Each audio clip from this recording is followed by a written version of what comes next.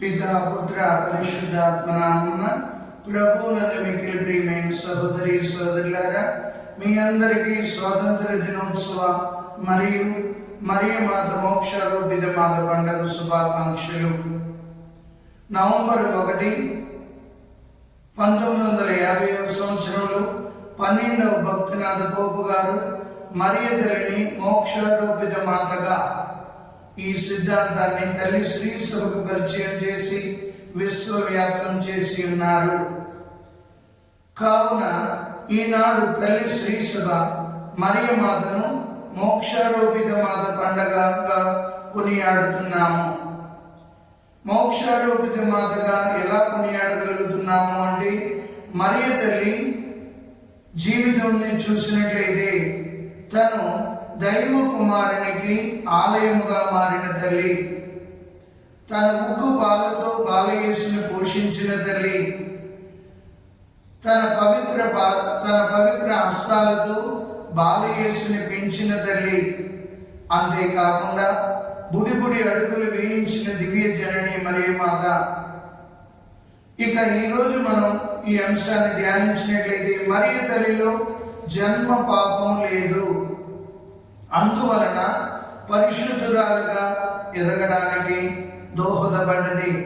ఆది నుండి దేవుడు తన కుమారుణ్ణి మరియ గర్భాన వేయడానికి ప్రణాళిక ఆలోచించినందువలన ఆ తల్లిని జన్మ పాపరహితోద్భవిగా, నిష్కలంక మాతగా దేవుడు తీర్చిదిద్దేడు.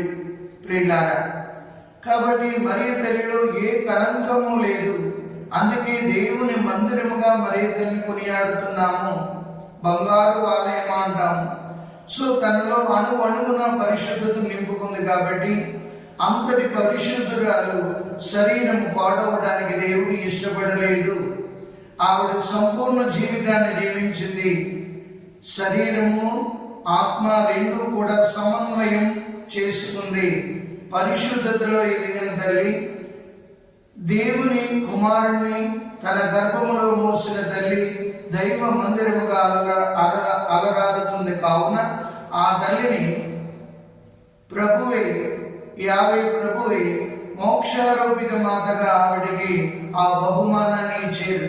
భూలోక జీవితాన్ని ఎన్ని కష్టాలు, శోధనలు, ఇబ్బందులు ఎదురైనా దైవ చిత్తానికి లోబడి ఆ చిత్తాన్ని నెరవేర్చడంలో తూచా తప్పకుండా పాటించింది. కాబట్టి ఆవిడ ఆత్మ శరీరము నిష్కలంకమైనది. కాబట్టి ఆ తల్లిని మోక్షారోపిత మాతగా దేవుడు ఆత్మ శరీరాలతో మోక్షానికి తీసుకువెళ్ళడం జరుగుతుంది. మోక్షారోపిత మాత అంటే అర్థం ఏమిటి అని మనం చూసినట్లయితే, ఇది దేవుని మరియ మాతకు ఇచ్చిన ఒక గొప్ప బహుమానము. భూలోక జీవితాన్ని ఎవరెవరైతే పవిత్రంగా జీవిస్తుంటారో, భూలోక జీవితంలో దేవుని చిత్తాన్ని తూచా తప్పకుండా ఎవరైతే పాటించగలుగుతుంటారో వారికి మాత్రమే ఇవ్వదగినది. మరి ముఖ్యంగా దేవుని యొక్క తల్లి కాబట్టి ఆ తల్లికి ఇవ్వబడిన ప్రత్యేకమైన ఆశీర్వాదము, బహుమానము మోక్షారోపితం. తర్వాత ప్రభు చెప్పినట్లుగా ఆది నుండి కూడా ఆ తల్లి సాతానుతో యుద్ధం చేస్తుంది. మరియ తల్లిని మనం స్వరూపాన్ని చూసినట్లయితే అమ్మ పాదాల కింద సాతాను అణగద్రొక్కబడుతుంది. నిరంతరం కూడా తల్లి సాతానుపై విజయాన్ని సాధించింది. నిరంతరం సాతానును తన పాదాల కింద అణగద్రొక్కుతూ తన బిడ్డలను కాపాడుతూ వచ్చింది. అదే ఆదికాండం మనం చూస్తున్నాం.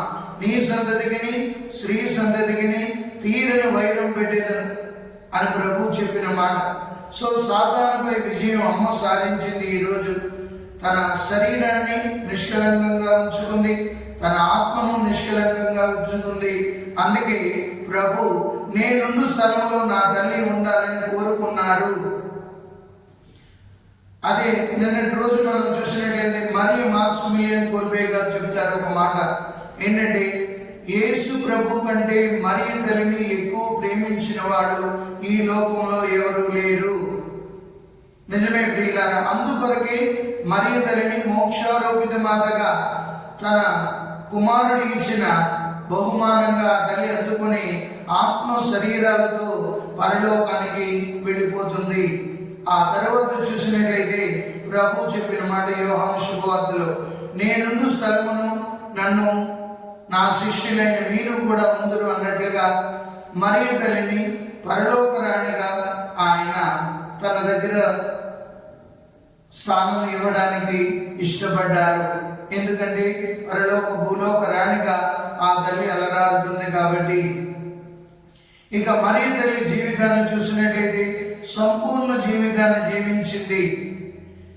సంపూర్ణంగా దేవుని యొక్క చిత్తాన్ని తెలుసుకోగలిగింది, దేవుని చిత్తానికి లోబడింది, దేవుని ఆజ్ఞలు తూచా తప్పకుండా మాట్లాడింది, దేవుని యందు దృఢమైన విశ్వాసము గల కన్యక. అందుకే విశ్వాసానికి బహుమానమే ఈ రోజు మోక్షారోపిత మాతగా ఆ తల్లి పరలోకంలో అడుగు పెడుతుంది.